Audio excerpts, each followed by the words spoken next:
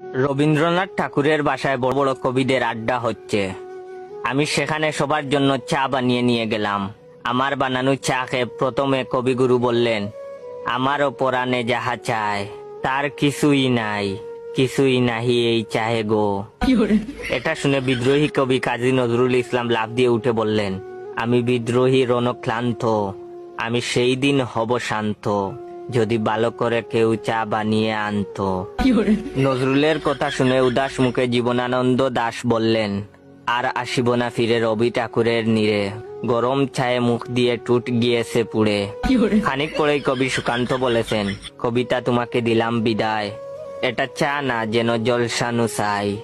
হেলাল হাফিজ তখন গুমড়ে বললেন, নষ্ট পাতির সস্তা চায়ে মুখ হয়েছে তিতা, কষ্ট চেপে নষ্ট চায়ে মুখ দিয়েছে কিটা। রুদ্র মোহাম্মদ শহীদুল্লাহ নরম কণ্ঠে বললেন, ভালো আছি ভালো থেকো, চায়েতে চিনি বেশি মেখো। তা শুনে কবির নির্মূলেন্দ্র গুণ বললেন, আমি হয়তো মানুষ না, মানুষ হলে এমন চায়ে চুমুক দিতাম না।